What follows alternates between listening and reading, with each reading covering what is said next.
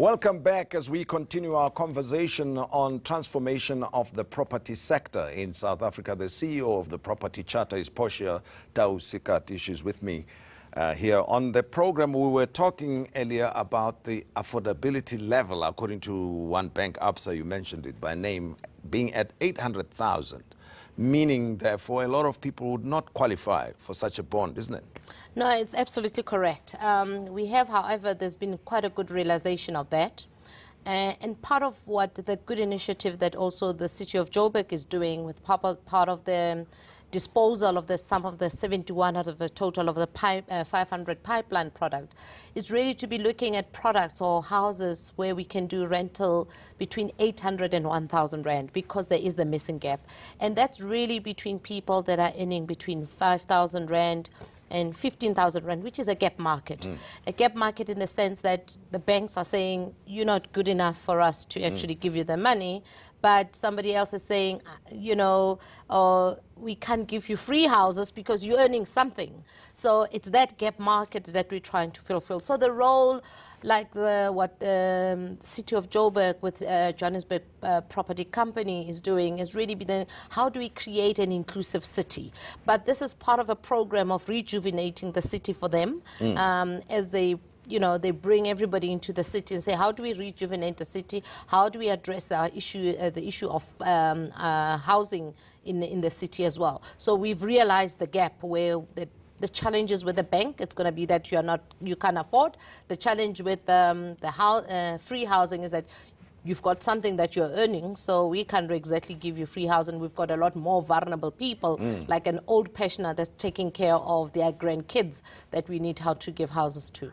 Yeah, well, very interesting point that you qualify for an RDP house, provided you don't earn enough, you earn a little bit more, you don't qualify for a bond to buy a house, so you are excluded from property ownership, and that's one of the key challenges. That correct. So you're excluded. So that's what we call the gap market. But what government has done as well is that part of that gap market, there's a grant that they provide. Yeah. So there's grant, it's about 250,000 odd rand that they provide, and then it kickstarts you in terms of getting into a housing. So it will be the type of housing. And people like SHRA, Social Housing Regulatory Authority, those are the people that are actually giving the granting. They actually give it to accredited social housing development people that will develop those houses to be able to provide housing for those type of people. But the sector itself has got to transform, I suppose, Absolutely. Particularly from the professionals like yourself point of view. But before we even get there, I mean, well, there are property development companies, okay? That, people are asking this question. We see shopping malls going up in predominantly black townships, but those shopping malls, which are regarded as commercial properties, are not owned by business people who reside in those communities. What's the story there? Look, I mean, and shopping centre is actually quite a special and interesting topic, because out of the 1.3 trillion that we spoke about in the commercial, 537 billion, it's actually retail. And the retail is quite interesting because we know up to the last square meter also of those shopping centres. We can tell them where you are, the type of shopping centres. Now, the stimulation of the shopping centres towards the township was part of an element that we came partly with as in the charter to do development in under-resourced areas. So the request was really that developers must be able to go under what they traditionally would not go into. And it was quite key, and for you and I, we're fortunate enough that if we wanted an ATM, we jump into our car and we have options of what to ATM. We still have places in our own country where people drive 3 hours just to go withdraw 50 rand. And possibly out of that 50 rand, they'll pay 20 rand for the transport.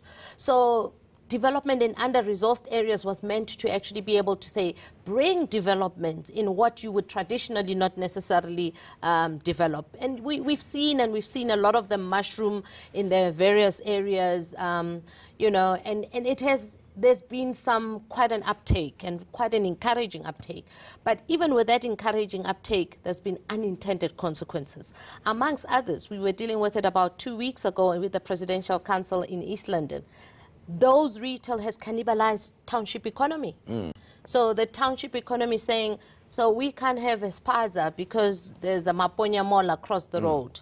Now, talking about ownership in terms of those malls, it all started from that side in terms of, you know, coming into the township, but also encouraging a lot of participants to come in. And a few that we know, I mean, the flagship being Maponya, one of the big ones that we know, started with the family owning.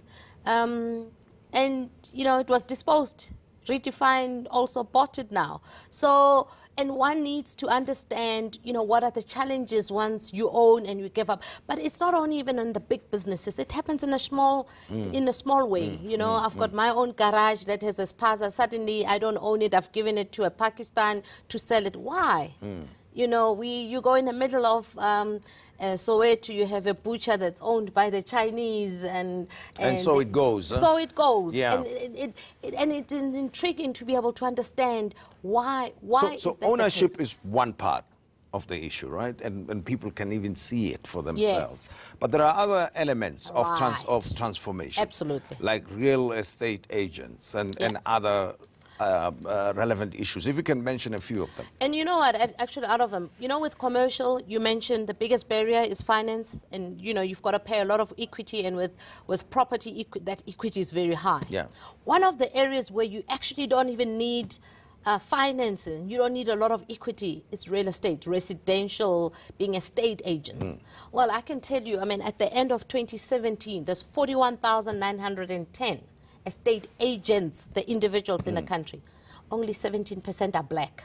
Majority of that 17% is made up of interns. 25% of the interns are black. When you get to full estate agents, which is somebody that can actually sell, only 7% are black in the country. So in the rest, but the volume of the transaction is happening between black people. It can only happen between black people when 91% of the country is black. Yes. So there's only, I mean, the demographics tells us 91% of the country is black. Only 8.9% is white. So yes, but of course, maybe the white people that are there, they buy a lot of luxury houses, but the volume is certainly driven by a lot of black people. But there's only about 7% of full estate agents. And I'm mentioning full estate agents because those are the ones that can literally sign a transaction to go through. So, and there's a lot of dynamics in that. That business is driven by its own challenges. I mean, it's a family, a lot of family-owned business. Governance is slightly loose. But then the opportunities are there. One can argue and say, besides, without having to tell other people what to do, you can always create something new because the market is there. Why is it difficult then? Opportunities are there, and I'm also encouraged by the technology, the platforms of disruptions, and I'm hoping with those, you know, there's a lot of new different things that could come up, but there's a lot of opportunities, including the opportunities. Why can't you ask for your house purchase of Osa in Sepedi? For argument's sake, you know, why can't I ask it in Xhosa so that I understand what I'm signing? So there's a lot of opportunities, and I think it's up to us. But then again, it's also the conviction. It's also up to a lot of black people to be able to say, you know, I want to deal with black estate agents. I want to deal with. But now we've dealt with the challenges from a racial perspective. Women, historically, have suffered much, much more than any sector. Of our nation, right? Whether it be in a rural area or even in the urban areas. And I must tell you that in our State of Transformation report, we released it on the 11th of July, under the ownership, women, really, that's actually one of the worst performing sub-elements under ownership. We see that there's a lack of encouragement to actually get a lot of women to be part of owners. Management control, and management control is really the executive directors, people that actually give strategic direction, whether operational or strategic level business, and decide how they use the resources. There's been a fewer women that are appointed to the boards of the organization. But strangely enough, on the residential side, there's more. This is one of the only sectors that I know there's more females than males. Who own their own homes? No, they don't own, they participate. Okay, all right. So there's 55% of the females in the country that own, that participate as estate agents compared to male, which are 45%.